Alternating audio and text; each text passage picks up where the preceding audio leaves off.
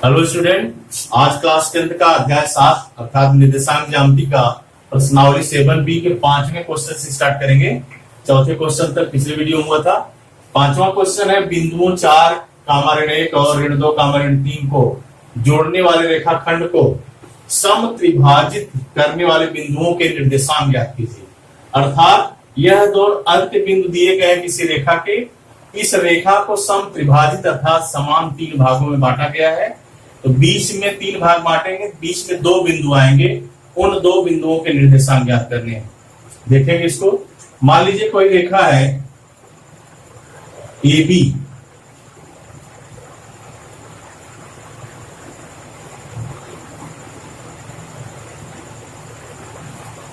AB कोई रेखा है। A बिंदु के निर्देशांक है 4, ऋण 1 और B बिंदु के निर्देशांक है ऋण 2, ऋण 3। अब इसको सम त्रिभाजित का मतलब 3 समान भागों में बांट देना। मान लीजिए एक बिंदु यहां है और एक बिंदु यहां है। इस बिंदु का नाम P लिख देते हैं और इस बिंदु का नाम Q लिख देते हैं। इस बिंदु के निर्देशांक x, y ले लेते हैं और इस बिंदु के निर्देशांक h और k ले लेते हैं। अब ये दोनों बिंदुओं, जो मध्य में दोनों बिंदु हैं, इनके निर्देशांक ज्ञात करने। देखें कैसे। जैसे इस B बिंदु को यदि लिया जाए तो समान 3 भाग में है, तो यह 1 भाग हुआ या 2 भाग हुआ, अर्थात 1:2 हो गया। M1 की वैल्यू 1 हो गई और M2 की वैल्यू 2 हो गई। ठीक, अब इस हिसाब से करेंगे इसको। x1 A बिंदु के निर्देशांक लिखेंगे। मान लिया AB कोई रेखा है जिसे सम त्रिभाजित किया गया है।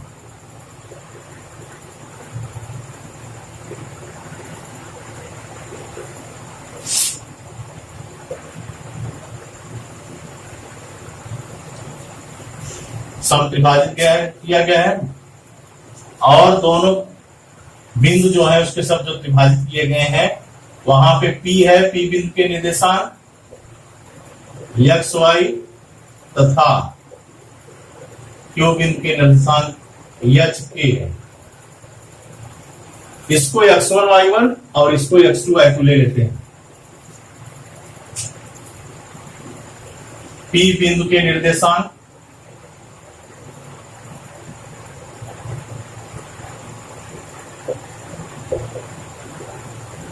x, y का मान ज्ञात करेंगे। पहले क्या हो जाएगा, A बिंदु के निर्देशांक x1, y1 हो जाएंगे, अर्थात x1 equal to 4, y1 equal to -1 और x2 equal to -2, y2 equal to -3। M1 equal to 1 हो जाएगा, M2 इक्वल टू 2 हो जाएगा। यह अंतः विभाजन हुआ। क्यों? क्योंकि रेखा AB के दोनों अंदर के बिंदु है। अगर अंदर के बिंदु होते हैं तो अंतः बिंदु कहे जाएंगे, और इस रेखा AB को आगे बढ़ाया जाए, वहां कहीं कोई PQR कोई भी बिंदु होगा, वह बाह्य बिंदु होता है, तो यहाँ पे अंतः बिंदु का फार्मूला लगाएंगे। तो आपका हो जाएगा x equal to M1 x2 plus M2 x1 upon M1 plus M2, अर्थात x इक्वल टू M1 की वैल्यू 1 है, x2 की वैल्यू -2 प्लस M2 अर्थात 2 और x1 अर्थात 4 बटे 1-2। यह हो जाएगा -2 और यह हो जाएगा 4 दूनी 8 बटे 3, अर्थात 6 बटे 3 x इक्वल टू 2 आएगा। y का मान याद करेंगे। y के लिए फार्मूला है m1y2 plus m2y1 upon m1 plus m2। y equal to हो जाएगा 1 into -3 plus 2 into -1 upon 1 plus 2। y equal to -3 और ये -2 upon 3, y equal to -5 upon 3। अर्थात B बिंदु के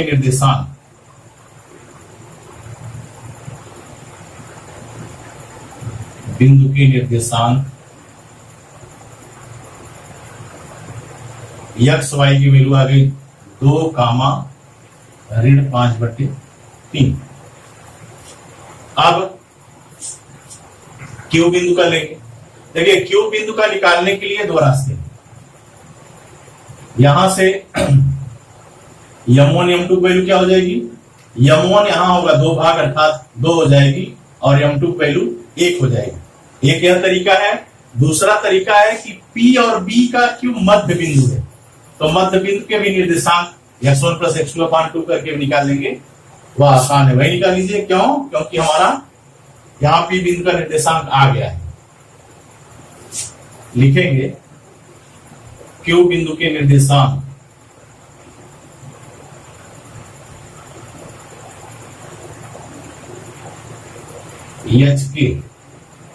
HK के लिए यह आपका x1 y1 और यह x2 y2 हो जाएगा। अर्थात H बराबर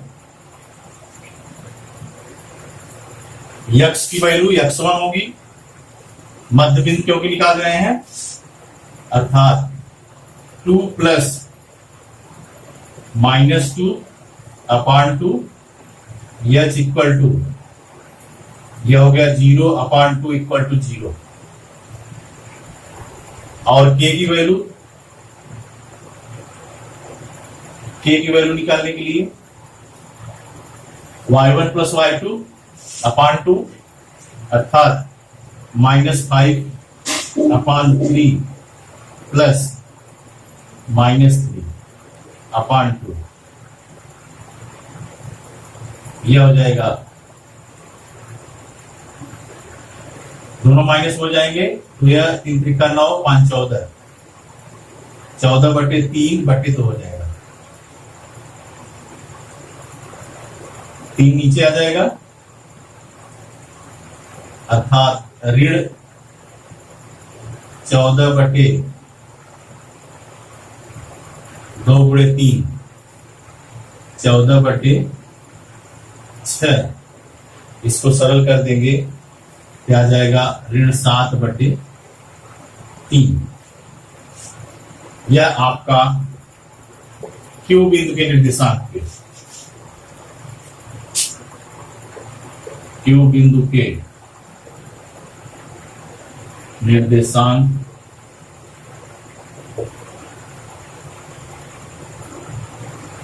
ऋण 7/3। यह आपका आंसर हुआ। यह इसका Q का और P का जो पहले निकाले थे x equal to 2 y equal to -5/3 याद रखिएगा। छठवां क्वेश्चन है, एक रेखाखंड का अंत्य बिंदु 13, 19 है, यदि उसका मध्य बिंदु ऋण 9, 30 हो तो दूसरे अंत्य बिंदु के निर्देशांक ज्ञात कीजिए।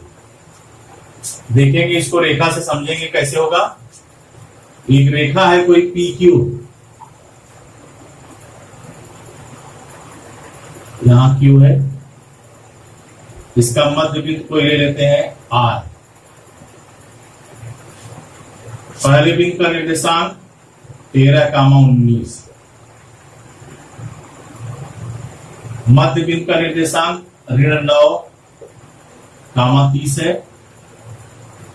चूंकि हम मध्य बिंदु के निर्देशांक जो ज्ञात करते हैं उसमें फार्मूले में लेते हैं इसको x1 y1, इसको x2 y2 और इसको xy, उसी हिसाब से हम चलेंगे। मान लिया Q बिंदु के निर्देशांक क्या है, x2 कामा y2 लिखेंगे। माना PQ कोई रेखा है, PQ एक रेखा है जिसका मध्य बिंदु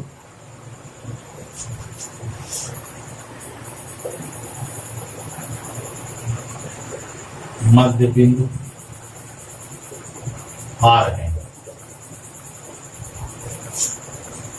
P बिंदु के निर्देशांक 13, 19, Q बिंदु के निर्देशांक x2, y2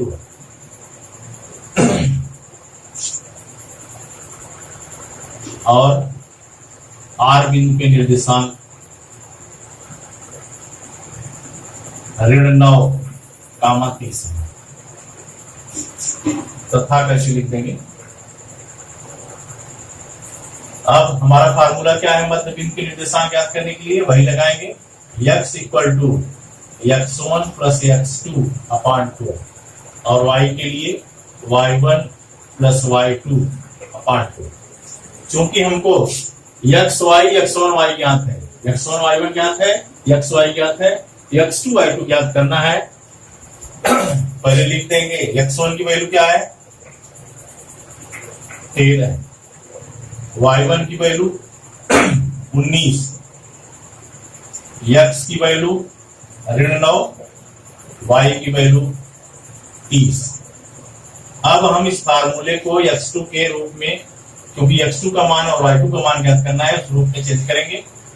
यह है x equal to x1 plus x2 upon 2, क्या हो जाएगा 2x इक्वल टू 2 पे इधर ले आएंगे बाईं तरफ x1 प्लस x2 अर्थात x2 इक्वल टू हो जाएगा 2x माइनस x1। अब इसमें यह मान रख देंगे x2 इक्वल टू हो जाएगा 2x यानी 2 गुणे -9 ऋण x1 की वैल्यू 13, यह आपका हो गया x2 इक्वल टू 9 दूनी 18 और यह ऋण 13 अर्थात x2 इक्वल टू ऋण 31। यह x2 की वैल्यू आ गई। अब y2 की ज्ञात करेंगे। फार्मूला आपका है y equal to y1 plus y2 upon 2, यह हो जाएगा 2y equal to y1 plus y2 या y2 equal to 2y minus y1। यहां से वैल्यू रख देंगे y2 इक्वल टू हो जाएगा 2y, y की वैल्यू कितनी है 30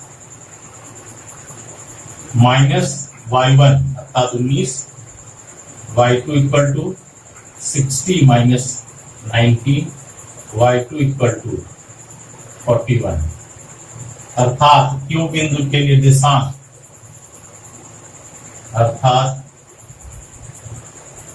Q बिंदु के निर्देशांक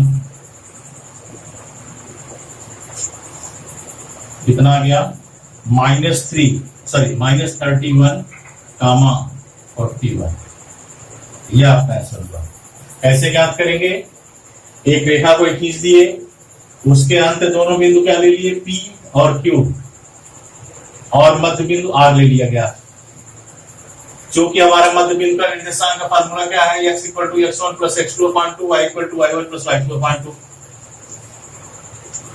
पहला हमारा पहले बिंदु का निर्देशांक रहता है x1 y1, मध्य बिंदु का रहता है xy और अंत बिंदु दूसरे का रहता है x2 y2। चूंकि x2 y2 का मान ज्ञात करना है हमको, यहाँ पहले बिंदु और मध्य बिंदु के दिए गए हैं, तो इसलिए हमने x2 और y2 में फार्मूला चेंज कर दिया। यहां से x equal to x1 plus x2 upon 2 को x2 equal to 2x minus x1 हो गया और यहाँ चेंज किए तो y2 equal to 2y minus y1 हो गया और इसमें वैल्यू पुटअप कर दिए। पहला x1 y1 है, दूसरा xy है और अंत बिंदु है वह x2 y2 है। यह वैल्यू हमको